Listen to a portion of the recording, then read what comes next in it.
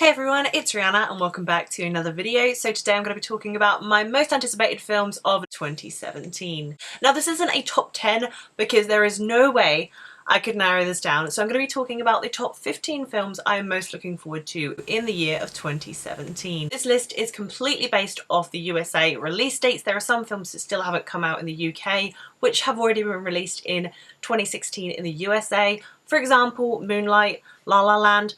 Films that would probably be on my top 10 list of 2016 if they didn't take so damn long to come out here. And of course, this is my personal list. If there is a film you're looking forward to in 2017 and I haven't listed it, please don't be offended. Please do leave it down below in the comments. I will leave the USA release dates for all of these films down below in the description if you want to check them out. Coming in at number 15, we have Justice League, which is directed by Zack Snyder. It is the next film to come out in the DC cinematic universe, and I'm really hoping that they can pick up the pieces. I wasn't the biggest fan of Batman vs Superman. It was fine, it had some good action sequences, and then Suicide Squad completely and utterly disappointed me. So to me, the DC cinematic universe isn't on its highest level at the moment, but I really enjoyed the trailer for Justice League. I really want to see all of these heroes come together. I especially just want to see The Flash and Wonder Woman come together.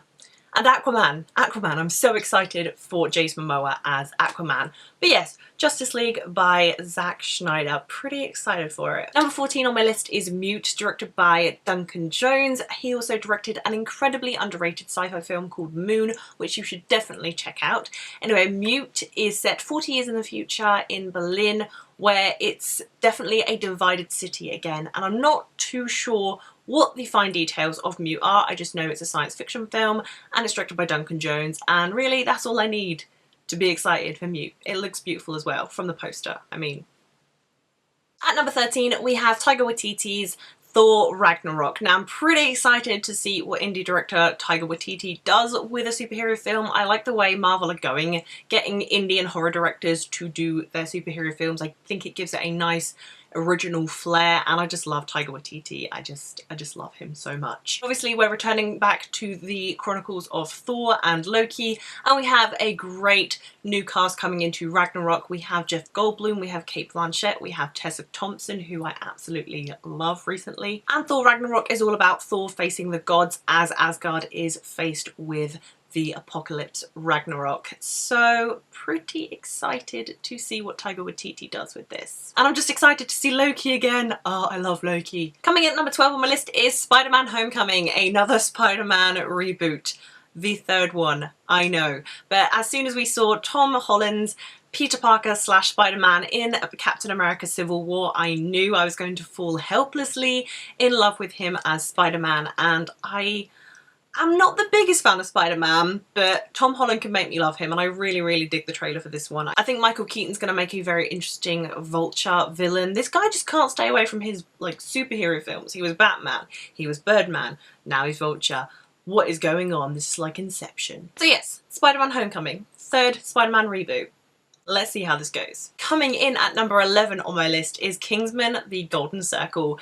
Kingsman: The Secret Service was one of my favourite films of 2015. I love the action, and when does Matthew Vaughn ever do sequels to the film that he's originally done? Not in Kick-Ass, not in X-Men, but Matthew Vaughn must really love Kingsman to return to direct the sequel. Super excited for this one. Obviously we're going to see Eggsy return, we're going to see Merlin return and Roxy, and we're going to go into this film with a bunch of new American agents. So I'm pretty excited to see where this goes, and I really just need a trailer right now. And we're into my top 10. At number 10 we have Okra, which is a Netflix original film directed by Bong Joon-ho. I hope I'm pronouncing all of that right. Okra tells the story of a young girl who's trying to protect her best friend, who is a giant animal named Okra, from a multinational company from kidnapping him. Now this film has a great cast. It has Stephen Yeun, who is from The Walking Dead. It has Jake Gyllenhaal, Tilda Swinton, Lily Collins. Really excited about this cast list, and just this guy is so good at directing sci-fi. He directed Snowpiercer, which is an incredibly underrated sci-fi film that you should check out.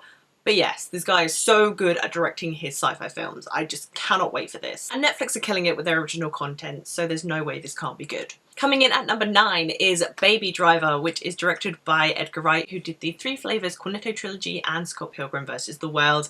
I cannot wait for this. This cast list looks amazing. We have Jon Hamm, Jamie Foxx, John Bernthal, Ansel Elgort, Lily James, just such a great cast list, and this guy is incredibly funny with his dialogue. He is super smart when it comes to visual comedy, and I'm just expecting big things from Baby Driver. It's about this young getaway driver played by Ansel Elgort who gets caught up in all of this conspiracy, and he gets caught up in this doomed heist, and yes, I'm very excited for this one. Coming in at number 8 is A Cure for Wellness, which is a sci-fi film that I saw the trailer for and absolutely fell madly in love with it because of the visuals. A Cure for Wellness tells the story of a young, ambitious executive who goes to a mysterious spa island holiday resort to retrieve his CEO of the company that he works for, and he starts to suspect not everything in this wellness centre is what it seems. Now, this film is directed by Gore Verbinski, and he's not the best director when it comes to storytelling, but you can always guarantee that he has stunning visuals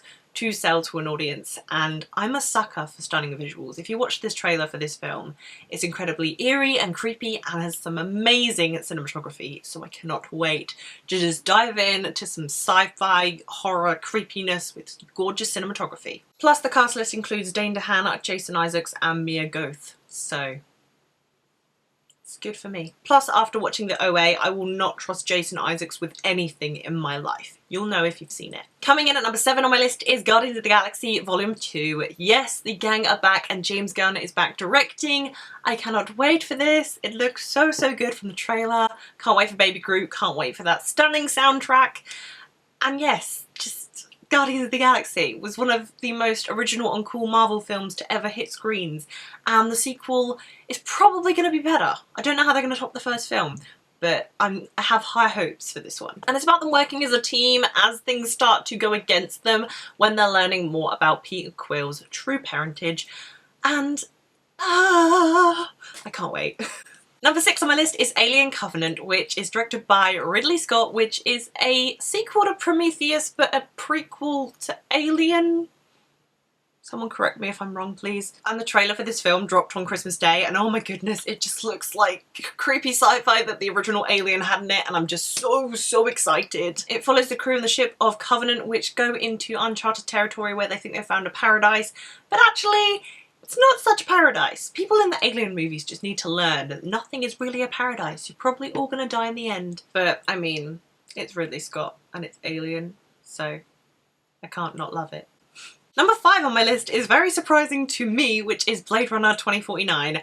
Now, the original Blade Runner, I appreciate it so much as a film. I think it is so well done and well made, but I think it is quite an overrated film. Okay, calm down, guys. I know I'm just gonna lose 20 subscribers for saying that Blade Runner is slightly overrated, okay?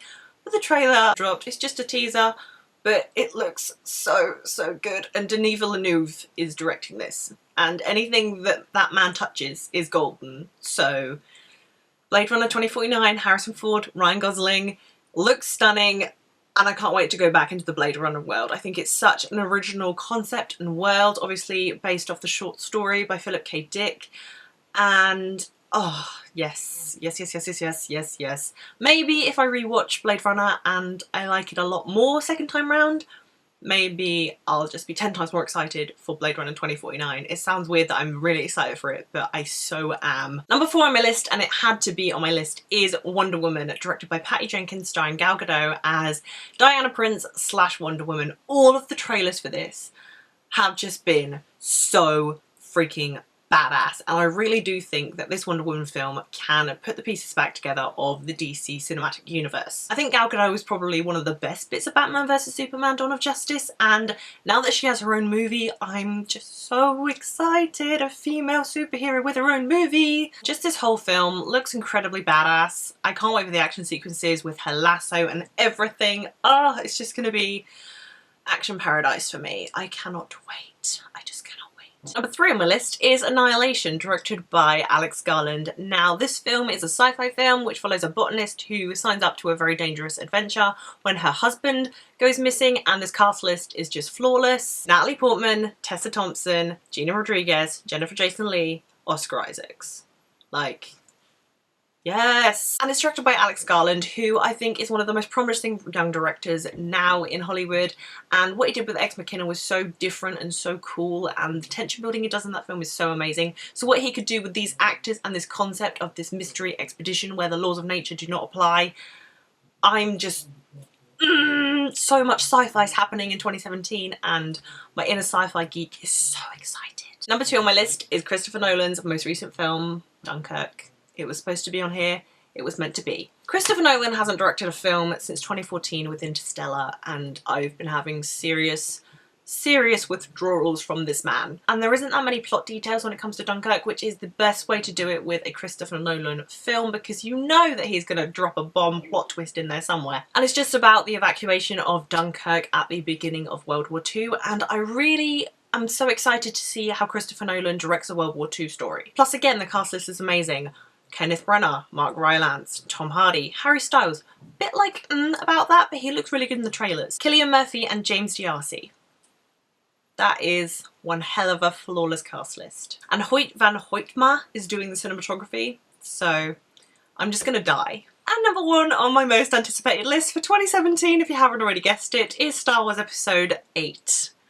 Yes, that wasn't going to be a surprise to anyone really. I loved Star Wars The Force Awakens. I love it so much. I love these new characters. I love Rey, Poe, Finn, love them all. And I cannot wait to see what Rian Johnson does with a sci-fi. Again, another sci-fi. Rian Johnson did such a great job directing Looper. It was such a great film, and just putting him in the Star Wars universe was such a good decision, as he's a very promising director. And of course, I have to address the passing of Carrie Fisher, who played Princess Leia in the originals and Princess Leia again, or General Leia in The Force Awakens. Her passing was so truly saddening to me. I can't even put it around my head. It was just so sad to watch, and this episode 8, is going to be so hard to watch because of her, but I'm still super excited for it. This whole trilogy for Star Wars is so promising to me. I can't wait to see Luke Skywalker again and see what he does with Rey, and just how this plotline is going to go out. Adam Driver recently said in an interview that why not have a trailer, and that would be incredible. I would love to go into episode 8 not knowing anything. Although trailers make me really hyped for films, like so hyped. There you have it guys, those were my top 15 most anticipated films of 2017. There are going to be so many more films coming out, so many great indies are probably going to be coming out. There's a lot that I need to catch up on. As I said, Moonlight, 20th Century Women, all of that great stuff. But I'm so excited for everything that's going to come out this year. And as I said, please do leave your most anticipated picks of 2017 down below in the description and let me know what you thought of my list. All my social media links will be down below in the description if you want to come follow me. And thank you guys so much for watching. I will see you very soon. Bye!